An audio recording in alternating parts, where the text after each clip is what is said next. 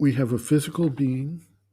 we have a vital energy, including nervous energy, moral force, and emotional energy, and we have a mental nature, which includes thought, reasoning powers, and formulation of thought into word or deed. The vital force acts on its own plane as well as utilizes the physical being to effectuate its results. But the character of that energy is based in the way the vital element within us responds. Similarly, the mental nature acts not only within its own sphere of mental energy, but also through both the vital force and the physical being when it is trying to effectuate some result in those realms. In each case, the succeeding term, vital or mental, has its own characteristic energy and vibrational capability and is not limited to the physical action. Thus, a powerful thought form can act upon the external world, on other receptive beings, without requiring the mechanism of speech or writing or other external and visible methods. The vital force, too, can be effective without overt action on the part of the individual in the physical frame. All of these different forms of energy, physical, vital, mental, and others beyond the mental, are part of one continuum and thus can impact one another and act most directly within their own sphere of action and energy.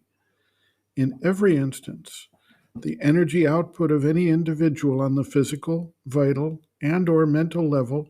is modified in its end result by its interaction with other forces that may modify, accentuate, dilute, or even eliminate the vibration created. The end result is thus most often some kind of blended or mixed result, which we can see everywhere in the world in our physical lives, in our vital, moral, emotional lives, and in our mental lives. While most people conceive of karma as some kind of moral force of consequences, it is actually much more complex than a simple retribution or payment for an action any individual undertakes, affecting the individual now and in the future, others who are impacted by the effect of the action, and the world manifestation to the extent the action involves serious interface with and interaction with any of those world forces or forms. Karma is the field of action and thus not limited by its moral impact or results. Sri Aurobindo writes, quote, "If karma be a universal truth or the universal truth of being, it must be equally true of the inly born mental and moral worlds of our action as in our outward relations with the physical universe. It is the mental energy that we put forth which determines the mental effect,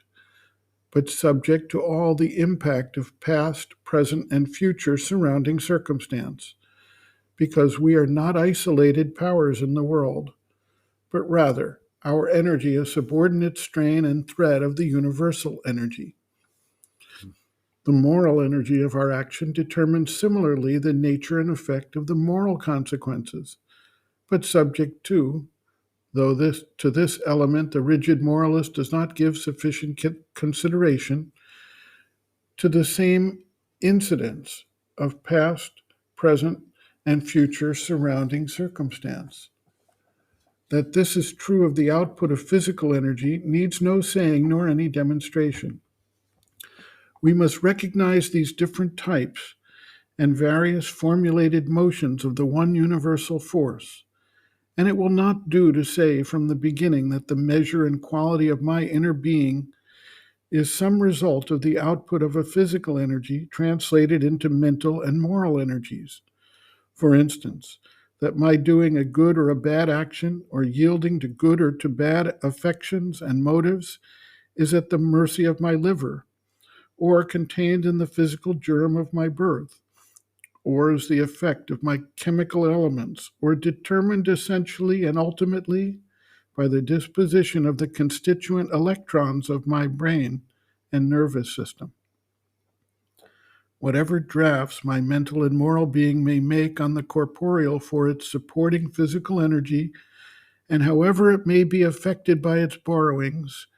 yet it is very evident that it uses them for other and larger purposes, has a supraphysical method, evolves much greater motives and significance. The moral energy is in itself a distinct power,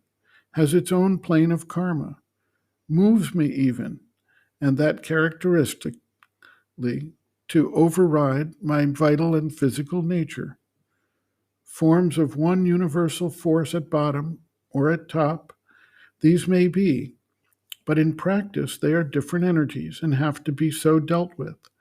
Until we can find what that universal force may be in its highest, purest texture and initial power, and whether that discovery can give us, in the perplexities of our nature, a unifying direction. End quote. Reference Sri Aurobindo and the Mother, The Hidden Forces of Life, Chapter 1, Life Through the Eyes of the Yogin, pages 10 to 12.